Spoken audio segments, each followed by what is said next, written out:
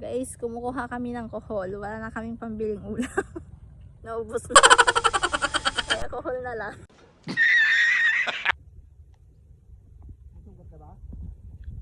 Hindi ko alam.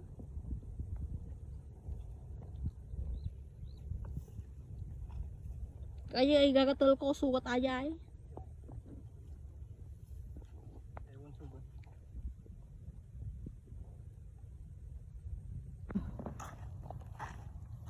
Oh, kasati biso ko. Ang ka. Tika, pagi ka. Kami ng bisukol ka. Wala nang may pambiling ulam.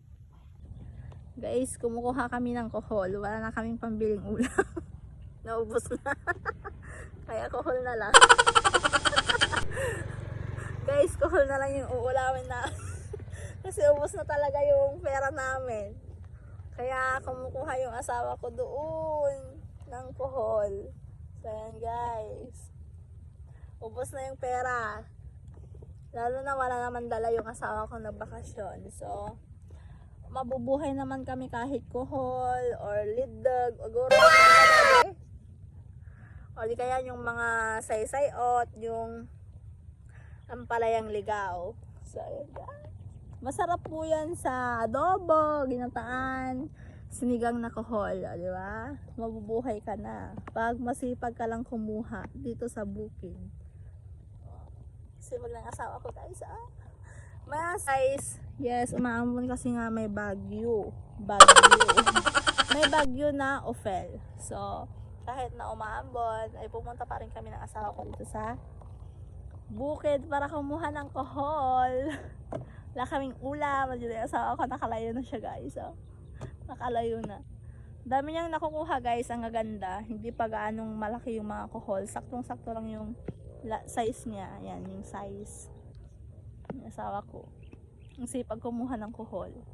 Guys, ito na po yung mga nakuha ng asawa ko mga kohol. So ayan. Pagawita kami sa mga bukid. Maghahanap ng kohol. At nakahanap nga kami ng ibang bukid mga kananays dahil nga po kukuha kami ng kohol at kahit na umaambon or umuulan. So ayan yung asawa ko, siya na nga muna yung pumunta doon sa baba dahil ako hindi ako pwedeng pumunta sa baba at may sugat ako, baka may ihi ng daga. So ayan, dati mag-ingat ka ha, yung ihi ng daga baka mayroon, pero wala yan pag ganyan. So ayan guys, tignan nyo yung asawa ko. Sobrang sipag. Ayan siya. Nagpupulot siya ng kohol. O dahan-dahan. Marami ba dyan? Meron din isa-isa? So ayan guys, umambon nyo. Yan ditong bukid.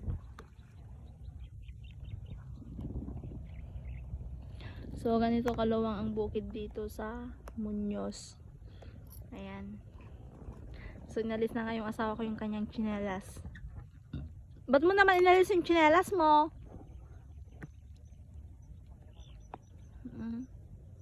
Huwag kang masyadong lalayo Guys, tulad nga ng sabi ko sa inyo, ayan, wala naman pong pera yung asawa ko. Umuwi galing Saudi. So, nagtitipid po talaga kami. Nagtitipid pero nakabagyo So ayan siya, kumuha pa rin siya ng kohol. So ang gusto nga ng asawa ko guys is yung agurong or agurong, yun po yung masarap, o kaya liddag. Kasi yan, sa tuwing pumupunta kaming bayan, lagi siyang naghahanap ng liddag, kaso nga lang wala. So try namin yung kohol. So bali ako is kumakain din ako ng kohol guys. Yes. Diba napanood na nyo na yung mga ibang vlogs ko na nagluluto ako ng kohol. Yan. Todo pa rin siya sa pupulot ng kohol. Wala na? Isa-isa dyan na. Guys, isa-isa lang daw yung nandun. So pagkatapos dito, maghahanap pa kami ng ibang may kohol. So, pag ganito naman kasi guys, yung mga napapatag na, yung mga ganyan, nakakatakot pong kumuha ng kohol. Baka hindi po namin alam na may mga gamot na. So, hindi po kami kumukuha ng kohol pag ganito na. Mas okay pag kumuha ka ng kohol yung hindi pa napatag or na na traktor, ganon, ay ganyan. So, ganyan lang kami kumukuha guys, yung hindi pa siya napatag. So, thank you guys. Guys, umahon na yung asawa ko, oh. Nakakuha na siya ng kuhol pang ulam sa isang araw. Okay na to. Patingin nga. Yan guys. Dungis-dungis mo. Okay na. Bay, may malaki. Itanggalin mo na lang.